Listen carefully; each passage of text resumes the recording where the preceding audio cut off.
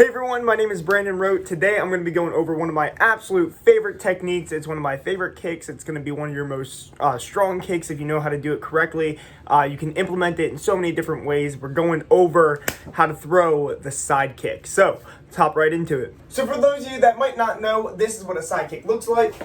And there's a few different ways that we can throw that. Some people, they scoot into the side kick. Some people shuffle into the side kick.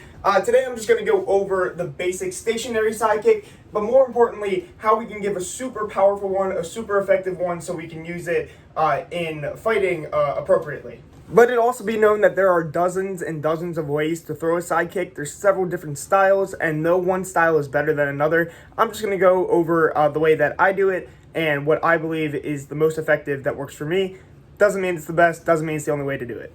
So first I'm going to start off with the big muscles of the kick, kind of the main idea, the motion of the side kick, and then I'll go into some tinier details to make it that more effective. So when we throw the side kick, we want to think of three main parts. We're going to focus first on the chamber of the kick, and then we're going to think of the kick itself, the delivery, and then we're going to think of what do we do after we deliver the kick. So let's start with the chamber. The chamber of the side kick looks like this, and it's pretty basic, but there's some key things that we want to focus on. So the first thing we want to focus on is getting our knee to our opposite shoulder. So if I'm here and I'm going to be kicking with my right leg, I want to get it to my back shoulder, which would be my left leg, right? If you're kicking with your left leg, you want to get it to your right shoulder. So in doing this, what I mean is we don't want to bring our knee straight up. Some styles will actually have the foot go behind and kick the back leg and then go out.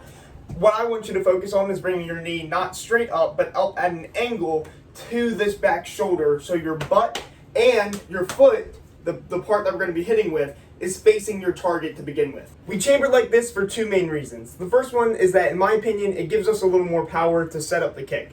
The second reason is if we were to bring our knee straight up and we had someone charging towards us, let's say they were doing a blitz, they were about to throw a bunch of moves, we're trying to stop them with the side kick. If we bring it straight up and they run towards us, they are going, and we can't get the kickoff in time, they're running into our knee. Same thing if we bring our knee up and we bring it back, they're running into the side of our body, into our knee, if we can't give the kickoff in time. If we can't give the kickoff in time, but we chamber the way that I'm doing it here, they're going to be running to our weapon, to the part that we're going to hit them with. So even if we can't give the kickoff in time, they run into the weapon, and then from there we can push and extend and still deliver the kick. Body positioning is also very important when we do our chamber. If we chamber, we don't want to be leaning too far back like this because we're not going to be balanced when we deliver the kick. What we want to think about is actually taking our back shoulder and turning it into the kick. So instead of turning it away, which might be what our body wants to do, it might be what feels most comfortable, we actually want to turn into our kick. And this is going to keep our body upright so we stay nice and balanced when we go to give the kick. So opposed to going and doing something like this, we actually want to take our back shoulder, turn it slightly into the kick. That way my body still stays mostly upright. Now let's talk about how to properly deliver the side kick. Now when you go to deliver the side kick, we want to keep one main thing in mind, and that is a stomping kick. So we're not going to try to swing our foot out like we would a round kick. Instead, we are trying to push or stomp our opponent away from us. So the best way we can effectively do this is using our butt muscle to push our leg, opposed to using our quad to swing our leg. So when giving this kick, we have it nice and chambered. We're going to push using our butt muscle and extend our leg all the way through to our heel. So we extend from our butt down to our heel. Boom, just like that. From our butt to our heel. Now when I go to deliver the side kick, there are two ways that I'll do it. The first one is I will either stay upright like we practiced with the chamber, staying upright, and when I kick, my body will remain staying upright.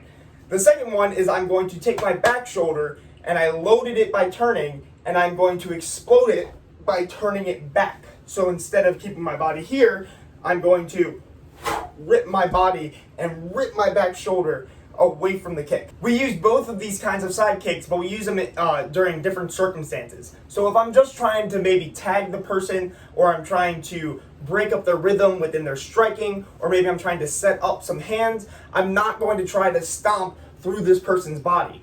I'm trying to throw my side kick nice and light, still putting some pop at the end of it, of course, so it does something to them, but I'm not trying to absolutely like demolish them with the kick. It's going to be quick, it's going to be snappy, it's just trying to put something out there.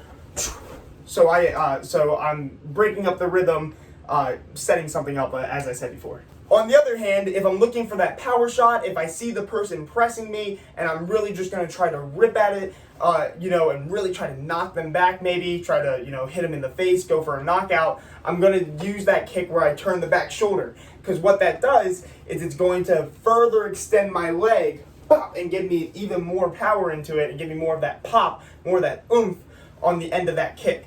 So if I'm here and I chamber up and I'm ready to just absolutely unleash it, I load my back shoulder in. When I chamber, it chambers, goes towards the knee, it's loaded up, and instead of staying upright, I extend it all the way back. That's going to give you the most power. Now let's go over what we should be doing after we delivered our kick. So one of the great things about the side kick is because it's so powerful, most times people aren't going to catch it. Mainly because you're putting all that force and all that power into like 1 inch on your heel. And that is going to be difficult to catch, so a lot of people just oftentimes move out of the way. However, it's still important that after we give the kick, we always want to get our feet back under us so we can be properly prepared to either go back in or to defend if things are going to be thrown at us after our side kick. Meaning that after we deliver our kick, we just snapped it out, we need to take our leg and bring it back, up, and then straight to the ground. There's not much to this. Essentially, we just want to return our leg back to its starting position, and then we want to get it to the ground as fast as possible so it's back underneath our feet. Now, you might ask why we just don't take it here and drop it straight down. And the main reason is to avoid catches. So if someone is getting ready to catch our kick, we don't want them to catch it, and then as we try to bring it down, they can kind of fight that. Opposed to if we kick, and when they go to catch it, we pull it out of their hands, it's much harder to hold on to. So we just delivered our kick. We want to make it quick and snappy. We don't want to like leave our foot hanging out there for too long. We're going to kick, snap it out, bring it right back to where it started, and then put it down. So it's here, and then back down. So altogether, it should look something like this. Just like that. Now that we've covered the main idea of the side kick, let's go over some tinier details to make it that much better. So the first thing we're going to go over is what part of the foot do you want to hit with when you give the side kick? Are we hitting with the toes? Are we hitting with the ball of the foot? Are we hitting with the heel? What is it? So going up through martial arts, the way it was described to us was called the knife edge. And the knife edge is the side of your heel. So the best way to find the knife edge is if you're just standing normally and then you hit the side of your foot, the outside of your foot on the ground, wherever your heel is hitting, that's where the knife edge is. So if I'm here and I'm going to hit with the knife edge, the side of my heel, if I turn my foot sideways, hit on the ground, right there where the heel is, that's my knife edge. So when you give the kick, it's important that the knife edge, the side of your heel, should be the only part of your foot that hits. Now, if other parts of your foot do hit, you want it to make sure that it's at least the side of your foot and definitely not your toes. Never lead in with your kick with your toes, all right? You're pulling those toes back so you can hit with the heel. It's kind of like a punch. If I'm punching someone, I'm trying to hit with the first 2 knuckles, right? Or mainly this middle knuckle. I don't want to make contact with my pinky because it's going to break my pinky. Don't make contact with your toes. You're going to break your toes. The second small detail is that we want to make sure that we're pivoting our foot, which means that our non-kicking leg, so the foot that's on the ground, needs to be turning when we give our kick. That's what's going to get our hips over. So again, if I'm here and I chamber for my kick, my back foot can't just stay like this. It's going to need to turn away from my kick. And you really want it to turn all the way around. So you're going to be all up on the ball of your foot.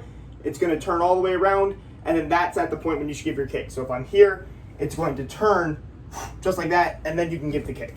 So make sure you bring it up, turning on the ball of your foot, not the heel. Don't go on the heel, go on the ball of the foot. And pivot so you get your hips over. So like I said, pivoting is going to help get those hips set up so we can properly give that kick. The second thing it's going to do is give us a little more oomph onto our end of our kick. So some people pivot when they chamber, meaning they bring their leg up, and that's when they pivot their foot. I personally bring my leg up without pivoting, and then when I kick, I go and pivot because that extends my leg out, gives me a little more snap to the end of my kick. But that's how you give a side kick. I would say when you practice this, do it the way that we did it. Focus on the big parts of the kick first, get that down, and then focus more on pivoting, focus on making sure you have correct foot positioning, and then really try to put some power onto it. And once you feel like you got it to a point where it's done correctly, then you want to start speeding it up as well. You really want to make this kick fast. But I hope this helps. Let me know if there's any moves that you want to see, and I will make some videos on it. See you in the next one.